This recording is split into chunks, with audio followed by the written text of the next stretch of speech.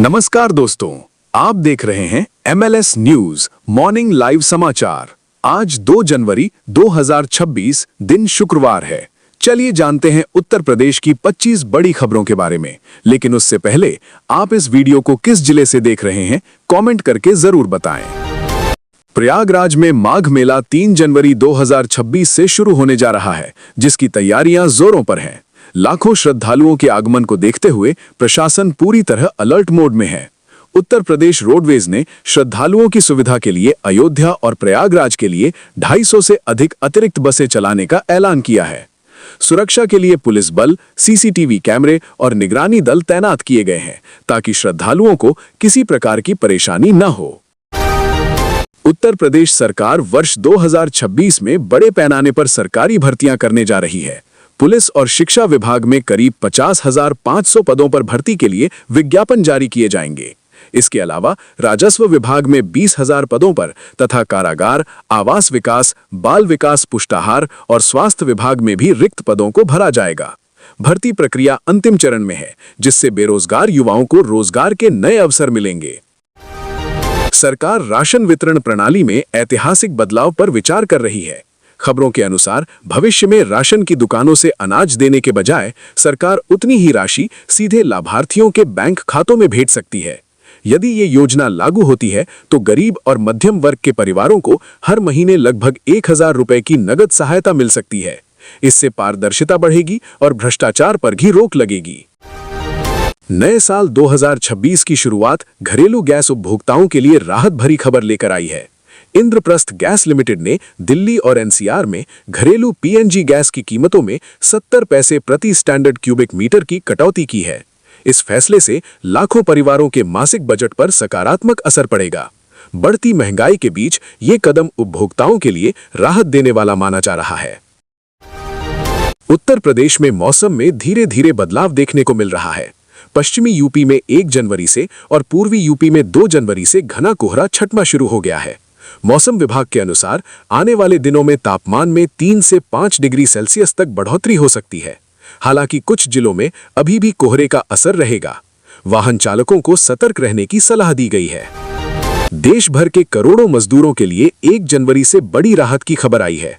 सरकार ने न्यूनतम मजदूरी दर में ऐतिहासिक बढ़ोतरी करते हुए इसे पहले की तुलना में लगभग 2.5 गुना कर दिया है। इसका सीधा लाभ असंगठित क्षेत्र के मजदूरों, निर्माण श्रमिकों, फैक्ट्री कर्मचारियों, दिहाड़ी कामगारों और घरेलू श्रमिकों को मिलेगा। ये फैसला महंगाई को देखते हुए लंबे समय से जरूरी माना जा रहा था। आधार कार्ड अपडेट और नए आधार कार्ड बनवाने को लेकर UIDAI ने वैध दस्तावेजों की नई सूची जारी की है। ये सूची आकलन वर्ष 2025-26 के लिए लागू की गई है। UIDAI ने स्पष्ट किया है कि एक व्यक्ति के पास केवल एक ही वैध आधार नंबर रहेगा।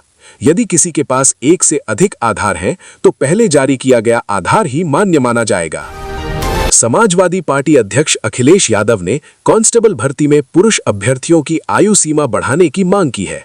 उन्होंने कहा कि भर्ती प्रक्रिया में देरी के कारण कई युवा ओवरएज हो गए हैं। सरकार को चाहिए कि वो आयु सीमा में छूट देकर युवाओं को राहत दे। इस मांग को लेकर राजनीतिक बयानबाजी तेज हो गई है। सरकारी नौकरी का सपना देख रहे युवाओं के लिए रेलवे भर्ती बोर्ड बड़ी सौगात लेकर आया है। RRB आइसोलेटेड रिक्रूटमेंट 2025 के तहत रेलवे में विभिन्न पदों पर भर्ती प्रक्रिया शुरू हो गई है। इच्छुक उम्मीदवार 31 जनवरी 2026 तक ऑनलाइन आवेदन कर सकते हैं।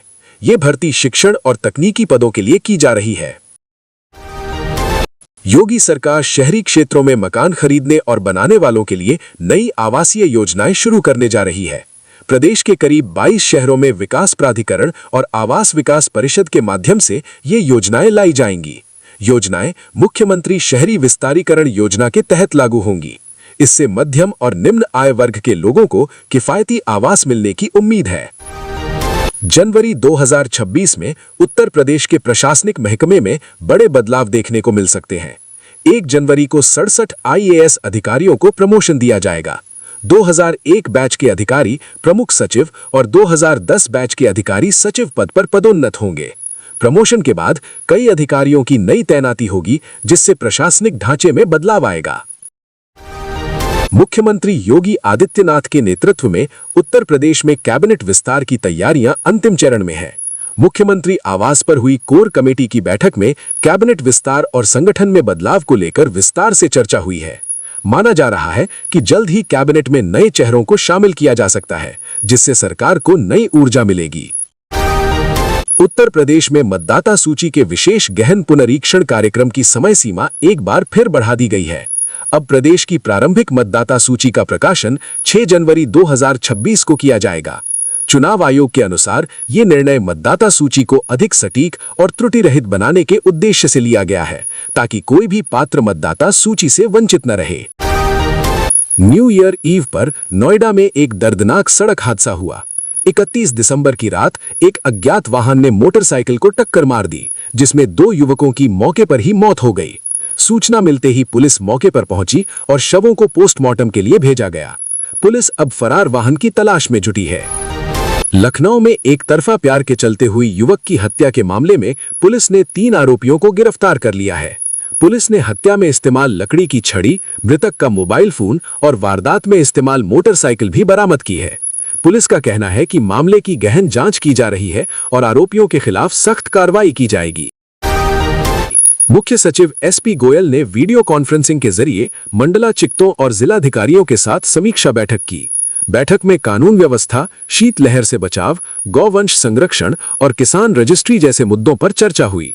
उन्होंने नव वर्ष के दौरान सतर्कता बढ़ाने और गरीबों के लिए अलाव और रैन बसेरों की उचित व्यवस्था सुनिश्चित करने के निर्देश दिए। नोएडा में 1 जनवरी 2026 से ई-कॉमर्स डिलीवरी सेवाओं में बड़ा बदलाव लागू हो गया है। अब पेट्रोल और डीजल से चलने वाले 2 और 4 पहिया वाहनों से डिलीवरी पर रोक लगा दी गई है। केवल इलेक्ट्रिक और सीएनजी वाहनों से ही डिलीवरी की अनुमति होगी। ये फैसला वायु प्रदूषण कम करने के उद्देश्य से लिया गया है। न्यू ईयर ईव से ठीक पहले कानपुर में घने कोहरे के कारण रेल यातायात बुरी तरह प्रभावित रहा। तेजस और वंदे भारत सहित 62 ट्रेनें घंटों देरी से चली। आगरा कैंट, मथुरा जंक्शन और आगरा फोर्ट जैसे स्टेशनों पर यात्रियों को भारी परेशानी का सामना करना पड़ा। सबसे अधिक देरी अवध एक्सप्रेस में देखने को मिली। नए साल 2026 की शुरुआत उत्तर प्रदेश के धार्मिक स्थलों पर आस्था का अद्भुत नजारा देखने को मिल रहा है। काशी, अयोध्या और मथुरा वृंदावन में भारी संख्या में श्रद्धालु और युवा दर्शन के लिए पहुंच रहे हैं। अब नए साल का जश्न केवल पार्टियों तक सीमित न रहकर धार्मिक और सांस्कृतिक चेतना से जुड़ता नजर आ रहा है। ये थी उत्तर प्रदेश की आज की 25 बड़ी खबरें। MLS न्यूज मॉर्निंग लाइव समाचार से जुड़े रहें रोजाना ताजा अपडेट के लिए। फिर मिलेंगे नई खबरों के साथ। धन्यवाद।